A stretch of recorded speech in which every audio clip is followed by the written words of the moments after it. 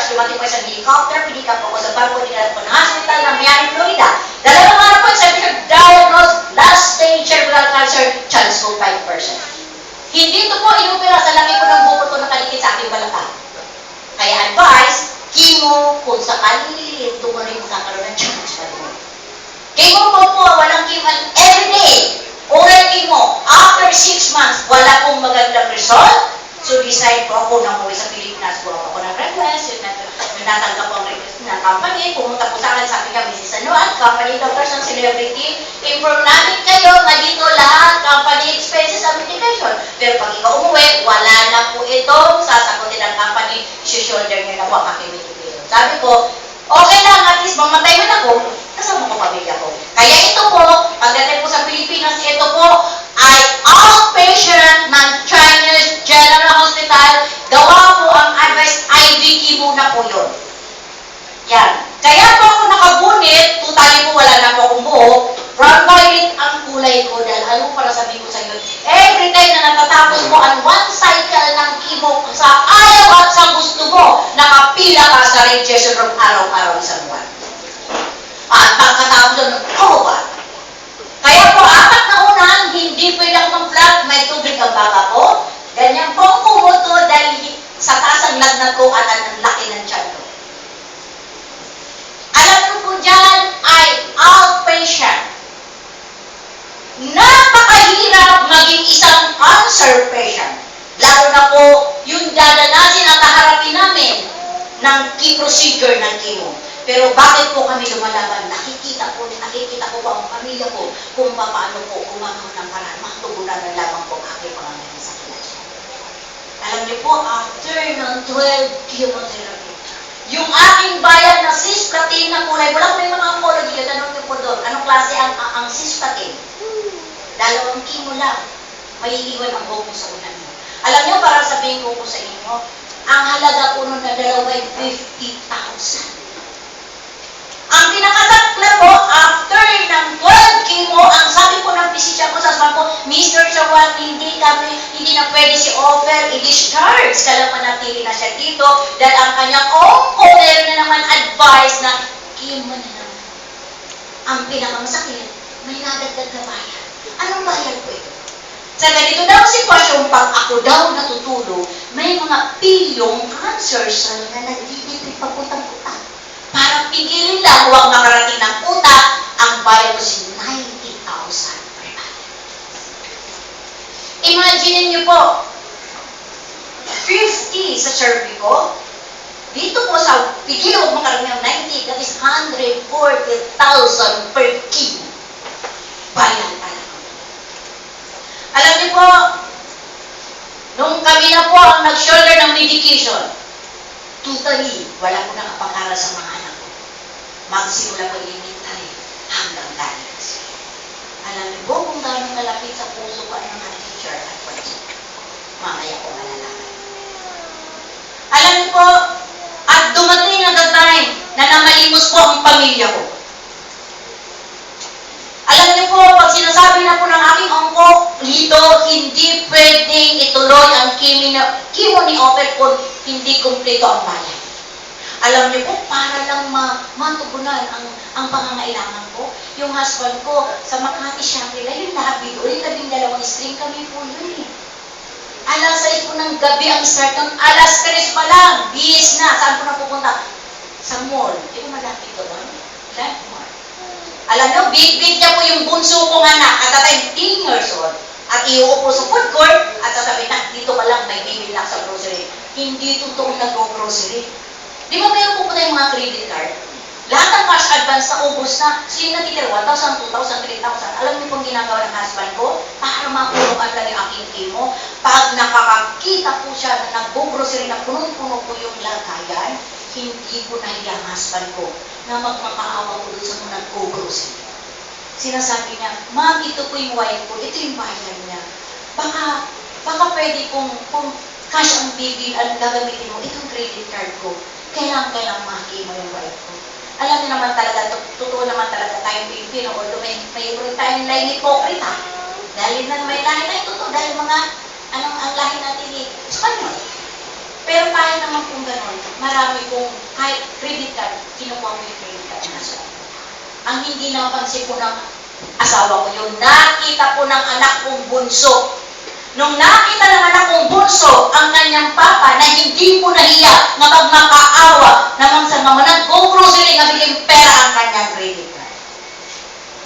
Bumalik po ng St. Catherine, Taytay Rizal, sa kanyang exclusive school, doon po nag-aral ng aking anak elementary.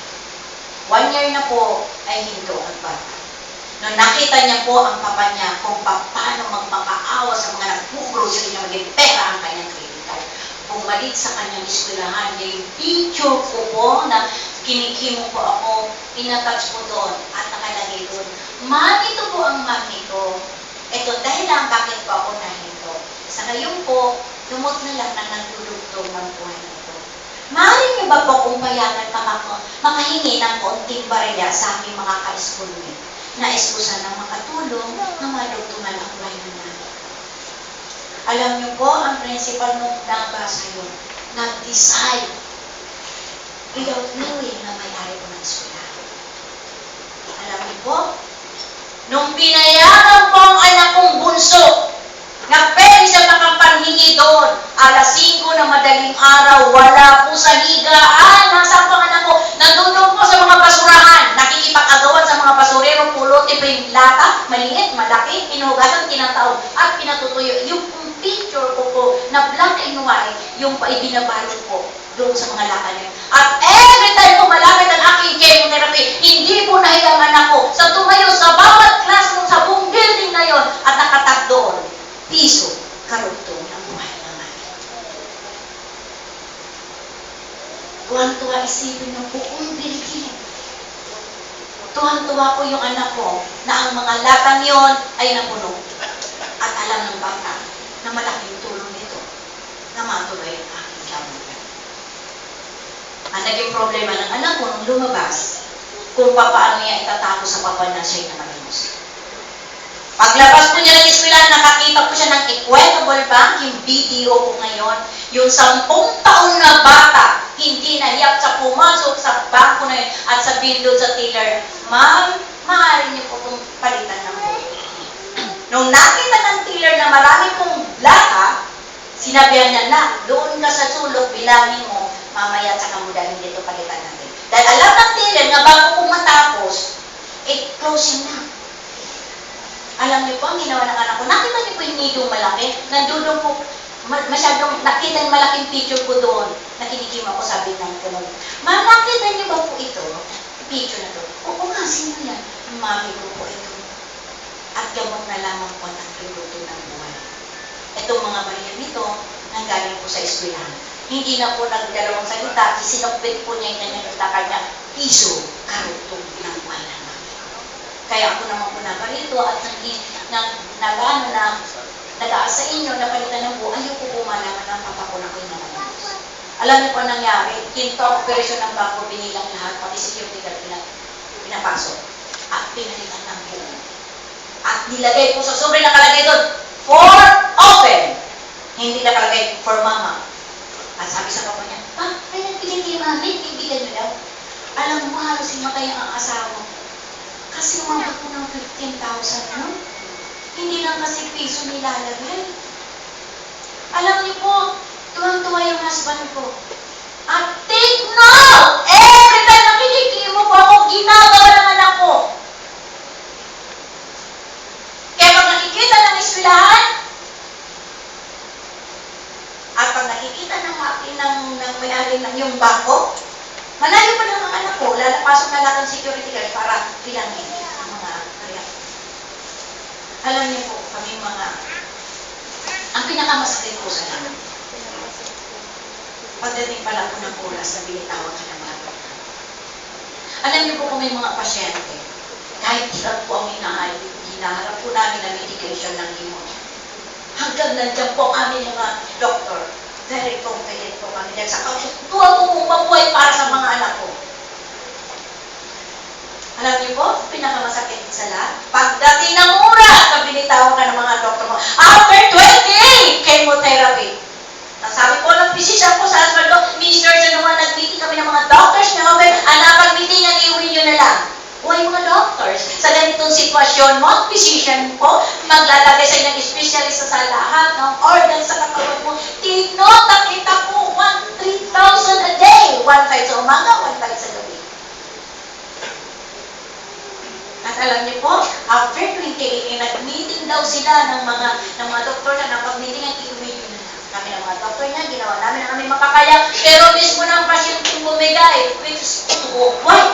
Ito po ay outpatient. What if, during a time, 30 kilos na lang po ako, 80-50 ang BP ko, 39-44 ang lagnat ko, pagkain ko po direkta sa ugat, ang aking pen reliever, morphine Dimerol injection. Alam natin lahat, hindi gamot yan po ay drugs. At ang muli kong scan, ang cancer ko po ay nasa mga. Alam niyo po, pag dumating ang cancer sa buto, at that time, hinahanap ko na po si kamatayan. Kung kaya ko na po ito, pinala kong tola, dala kong siko, gagatan po ako, hanap ako ng mataas na lugar, iuhulog ko po ang sarili ko. Dahil alam po, pag nahulog ako, tapos na po lahat. At ang pinakasamasakit ko sa lahat, pulubi ang pamilya ko. Wala pa po yung outpatient ako, magsimula lamang po sa pang-12 kiwang nagtinalingan po ako, for 7 months po sa Chinese Care Hospital, 3 milyon, may kita naging bill ko doon. Inuwi po ako sa bahay namin, prepare ang pamilya ko. 50% foreignarya ako, bayad ang aking mataon. May pambulol ako, init naman tani ko, may tipagos may pantay ako. Dahil 6 na oras po, humihingi po ako ng pain reliever, dahil 2 oras lang po ako nakakalaw. At ang hirap po maging nanay. Alam niyo po, inuwi ako December 28, 2003, ang goal ng pamilya ko, bagong taon na po kami. Kaya every time, nga papasok sa kwarto ko mga anak ko, ididilat ko na lang, pinipilit ko na lang idilat ang aking mga mata, pag nararamdaman ko mga anak ko, ang papasok. Kasi pag dilat, hindi ko na po ito kakayanin, pero inisip ko, baka pagpikit ko muli, ito na sinamate. At ang hirap po sa nanay, napakasakit po emosyon. Every time na papasok po mga anak kong apat, isa po sinasabi, Mama, buo tayo ng 2,000 po. Sabi naman ng bunso pa ang anak ko babae, Mama, lumaban po kayo, hindi namin alam kung saan po pag wala po kayo. Alam na, the time gusto ko kong yakapin yung mga anak ko, hindi ko po magawa dahil gulay po ako. Gusto kong yakapin mga anak ko, hindi ko magawa. Gusto ko kong iabilin sa panganay ko na ang nakakabatay na kapatid, lalo na pinag-isang anak kong babae. Hindi ko po magawa dahil kurong na po ang bila. Sa sobra po ng sama ng loob, gusto ko mayakap, hindi nangyayari, tumataas po ang dibdib ko. Umiiyak pa ako pero walang luha na lumalabas at tuyong-tuyo na po sa combat radiation. Alam niyo po, nakita ng husband po, tumataas ang dibdib ko, yayakapin ko yung apat niya anak nana. Labas mo na kayo, kailangan ni mami magpahinga. Alam mo, ang sakit-sakit ko pag habang kumatalikod na kalima mama, sige nang po lumaban ko kayo para sa akin. Alam niyo po, that time, isa lang po naging dasal ko, Lord, bigyan niyo po ako ng chance. Alam po yung apat na nakapinagkatiwala niyo po sa akin. Paano naman ko kung may tuturo sa kanilang dan patungo sa iyo? Paano po ang magmama ng mga pangako mo? Kung mapupunta po obligasyon mo relasyon ko sa kanila, sabi ko, please, makatapos lang. Hindi po ako mag-relate na. Alam niyo, nangyari sa akin dito. Kasi ako po masasabi. Ano mangyaman mo? Sunodungin mo. Gano'ng karang na naging buhay mo? Gano'ng kawala ng pangalan mo? Wala kang pwede pag malaki sa Diyos dahil pag siyang gumawa, wala din mo sila. Amen? Amen? Sino po nagbigay sa akin ito? At ibigay matalik from Vancouver, Canada. Kaklase ko po na may elementary, nakita po kami sa Vancouver, Canada. Dito po ang biyahe ko, Alaska, to embarkation. Summer, Alaska, so embarkation is Vancouver, Canada. Every time makikita po kami, giving. For 2 years na hindi po kami nagkita. O sa Pilipinas, nag-benefit po ang mami niya. Nakatikatan niya pong tawagan dahil hindi naman kami nakikita doon. Nagkaroon po ng bad news. So inisip ko ng kaibigan ko, nag-benefit ang mami niya, what if daw ako, binibig ko isang box pagdating ko sa bahay, naiyak po sa itsura ko. Hindi nila paano ko kayo inumin. Dahil direkta po sa ugat ang aking pong pagkain. Pero po, alam niyo po, sabi ng husband ko, lumapit po sa akin, binulungan po ako. Dahil dito lang po ako nakakarinig, pag dito ka po sa akin, tayo na sinasabi sa akin, o, pero may pasalubong si Tom. Gumaling ang mami niya, ikaw gagaling ka rin. Alam niyo pang isang taong sobrang hirap ang dinadanas po namin. Pag nakakanadig po kami na gagaling, alam niyo po, kahit itusok pa sa mata ko, igagrab po, gusto ko pong mabuhay pa sa mga anak ko. Alam niyo po, naging problema, paano ko pa iinumin? Alam niyo po, determinado po yung mga mahal natin sa buhay. Bumaba ng bahay yung asawa ko, tsaka kaibigan ko, bumili ko ng tiki-tiki para magamit yung dropper. Kalahating baso, dropper lang po. Hanggang po, naubos ang kalahating baso for the first time. Nakatulog po ko magsimula alas 8 ng umaga hanggang alas 9 ng gabi. Nagising po po isang basong tubig wine. Nung nagising po ako, wala pong tumayo isa man ang asawa ko lang dahil nakita po yung sugat-sugat ng labi, pumapo ng bulak, inanong po sa tubig at pinampi sa aking labi. Siguro po, sa haba ng aking pagkakatulog for the first time nakaramdam ko ko nung yung dulo ng bulak, pinipilit kong kabutin. Sabi ng husband ko, okay, gusto ka uminom? Iginaw ko kung sabi ko, hindi. Kaya ginawa ko, ng husband ko, pinuno yung pinaglagyan ko na baso ng budo, yung lagyan ng tubig sa kaistro, sinubog po sa akin. Ako naman po, sa napilong kuhaw, trinay kong higupin, no, kaya nung hindi ko po ito hininto. Unti-unti po, isimuda daw basta yung paghigop ko po, yung pinababayan ko lang sa my throat. So, marami po natatapon. Pero po naalam po, isang basong tubig, churing at alam. Tuwan-tuwa po yung husband ko, tinawagan niya ang aking kaibigan ko, sabi, bro, saan ba tayo pwedeng bumili niya? Si offered for the first time sa ganun, ang haba ng tulog, at nainom niya isang basong tubig. Actually, wala na kami pera. Pero bebenta ko ba ito, makabili na kami niya. Pero huwag ka mag-alala, tanggap na namin, hindi kami aasa na si Offered gagaling. Yung amin lang ang nag-antay siya ng oras niya, makainom at makatulog, masaya na kami doon. Sabi ng kaibigan ko, bro, kung bibilin, wala tayong mabibilihan. Pero kung kay Offered, lahat ng dala ko, bibigay ko sa iyo. 10 box po, yung pong binuksan na isang buti, yung pong naiwan sa bahay dala po sa bahay at sabi sa akin, sis, marami ako niyan. 2 linggo ang bakasyon ko, 1 linggo lang balik ako Canada ng kita, mag-over from Bago Canada. Alam yung ginagawa ko? Balik bayan box, door to door, 2 times a month po. Pinapadala. At yan po, ininom ko po isang buti, isang araw. Wala pong pagkain eh. Ang pagkain ko po direkta sa ugat. Alam niyo po, pag nakakalahati yung baso na po, kalahati. Para po sa amin, sa sitwasyon namin, utot at digay, glory na po sa amin. Pag nauubos ko pong isang buti, para pong gripo, unti-unti po nababawasan ng sakit, at nakakatulog ako. Kaya po ako mismo hindi ako umasa, umiinin ako po yun, hindi ho ako umasa na ako'y gagaling. Kaya ang akin lang, pag nauubos ko po yun, nakakatulog ako dahil na parang ang gripo. Ang iniisip ko lang, at least mamatay pa na matulog ako. Kaya pag-gising ko, kisigo na magkandaso pa ako, lumaki ang tiyan ko, maraming reaksyon. Talaga sa totoo, ang mga bukol ko sa katawan, lalong dumami. Ang tiyan ko, lalong lumaki. Lalong lumaki po yun, kaya lang po lumambot.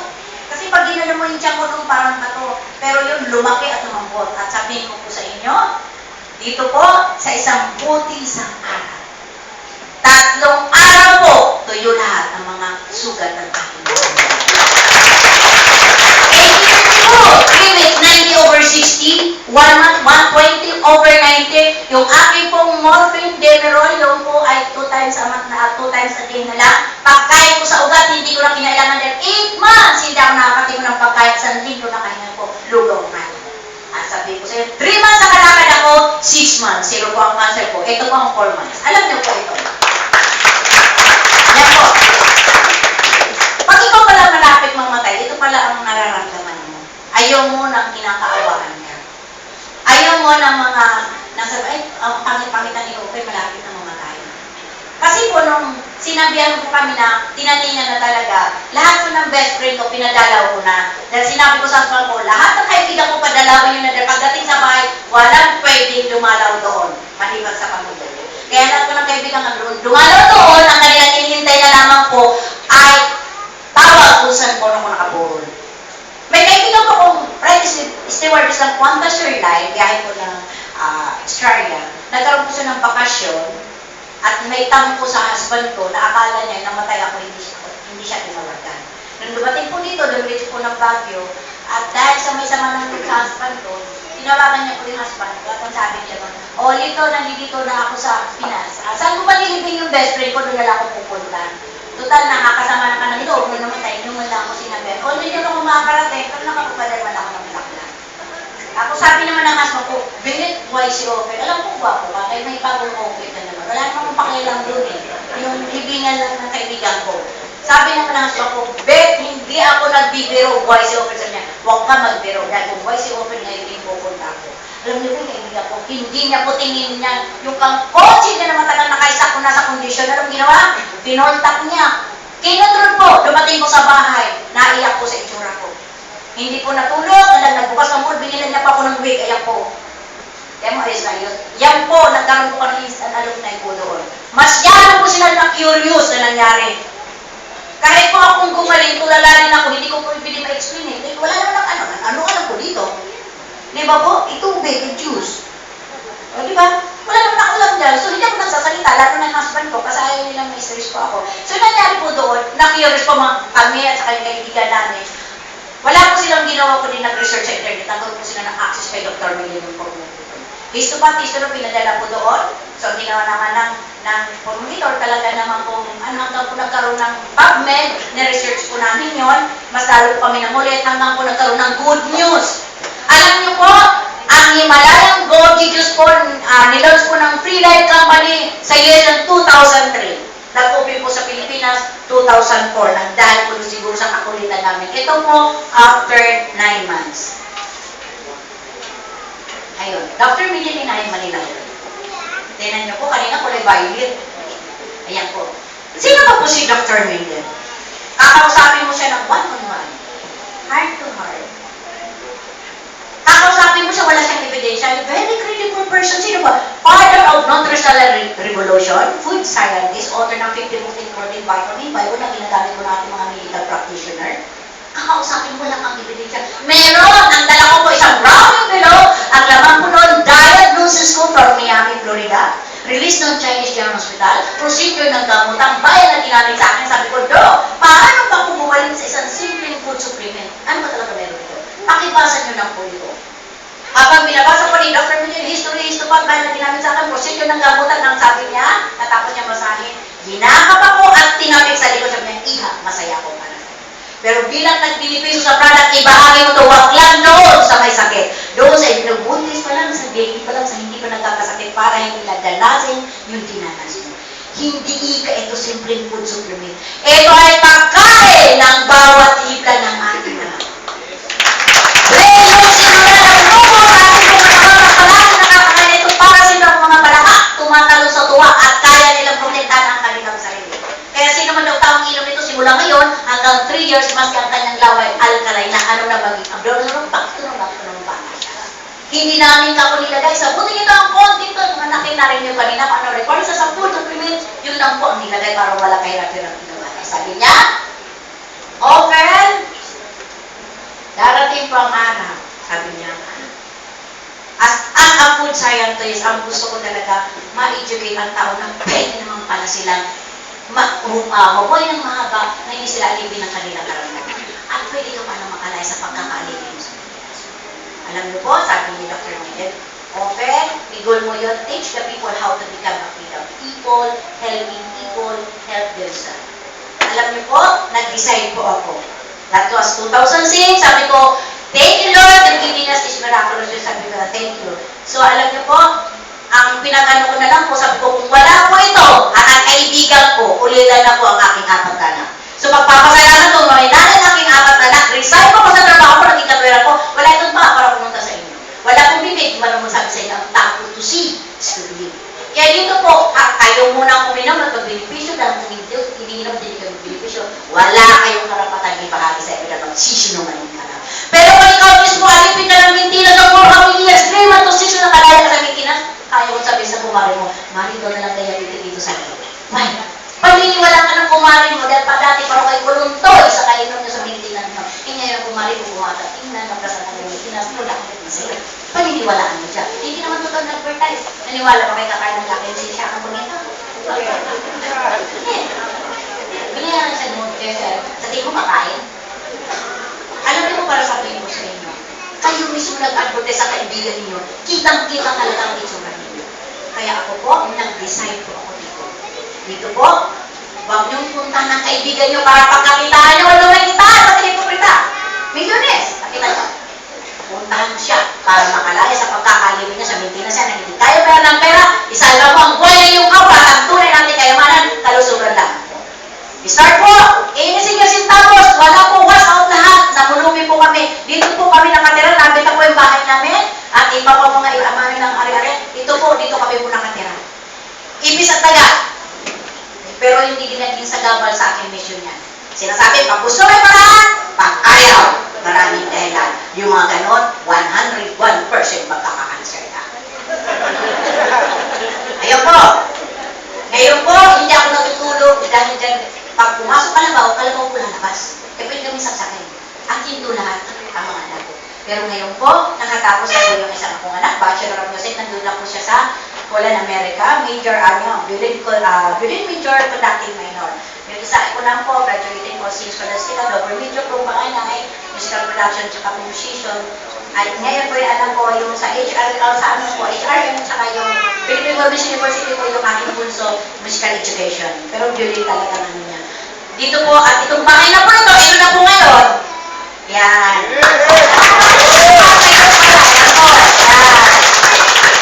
Yan. Yan po ang topics. So, take ka talaga sa free life. Kasi, buhay ako, may bahay pa ako. O, diba? Masaya. O, tapos po, dati po naglalakad ako, 16 kilometers a day, 6 months. Pero ngayon, chariton ako, take again sa free life. Ganun ang free life, 1.5 million, limited edition art.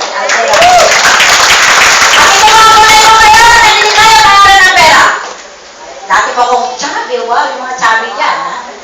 O yan. Thank you again sa free life dahil ko sa Tyson, ayan na po ako ngayon. At ang tunay kong kayamanan, malaya po ako sa cancer. At nag-i-enjoy po ako na nakakahalubilo ko at nakakasama ko po yung aking aning na apo. Bakit ay? Uy! Bakit ay? Dahil sa edad ko 53, wala pa akong maintenance. Yun ang kaya kong